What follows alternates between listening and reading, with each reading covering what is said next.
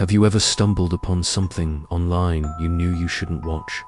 For 17-year-old Ayaan, the something was a grainy, untitled animation he found deep in a forgotten forum. The thumbnail was just a black screen, but the comments were what got him. "Don't watch it," one said. "It watches you back." Curiosity, as they say, is a dangerous thing. Ayaan clicked play. The video flickered to life, showing a crudely drawn, black and white world. A single character stood in the middle of a barren field, a girl with long dark hair covering her face. The animation was choppy, almost like a flipbook. The girl just stood there, swaying slightly. A text box appeared at the bottom of the screen. "My name is Mina. I am lonely. Will you play with me?" Ayaan snorted. Lame. He was about to close the tab when the scene changed. Now it was a close-up of the girl, Mina. Her hair was parted, revealing her face.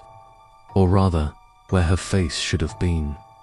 She had a nose and a mouth, but where her eyes should have been, there were just smooth, undisturbed expanses of skin.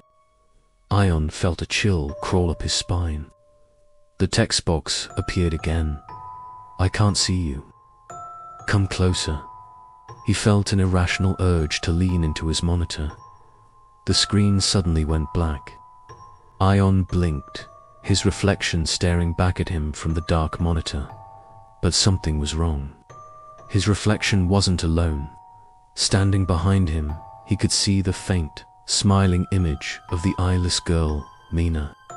He whipped around. His room was empty. He looked back at the screen. The animation was playing again. This time, Mina was standing in a room that looked disturbingly familiar. It was his room. Every detail was perfect, from the posters on his wall to the crumpled socks on his floor. Another text box. "I see you now." Ayaan's heart hammered against his ribs. He tried to close the browser, but the mouse wouldn't move. He tried to shut down his computer, but the keyboard was unresponsive. Panic set in. The animation changed again.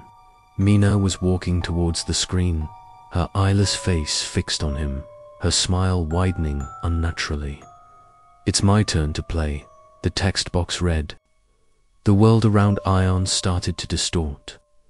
The colors of his room began to fade, the edges blurring and turning into thick, black lines. He looked at his hands, watching in horror as they transformed from flesh and blood into a two-dimensional black and white sketch. He was being pulled into the animation. The last thing he saw before his world went completely black and white was Mina stepping out of his monitor and into his room. She ran her smooth, featureless hand over his desk, his chair, his bed. Now, Ayaan stands in a barren, black and white field. He can't move, he can't speak. He can only watch as a new animation plays on a screen that only he can see. It's a video of his life, but now it's Mina living it. She's talking to his parents, hanging out with his friends, living in his room. And in this new world, she has eyes. They're brown, and they sparkle with a life that was stolen. Ayaan is trapped, a silent spectator in his own stolen existence. Every now and then, a text box appears in his silent, animated world. It always says the same thing. "Thanks for playing with me." So, if you ever find an untitled file with warnings not to open it, maybe you should listen. You never know who's on the other side, just waiting for an invitation to come out and play. Thanks for watching. If you enjoyed this story, don't forget to like, subscribe, and hit that notification bell for more chilling tales. See you next time.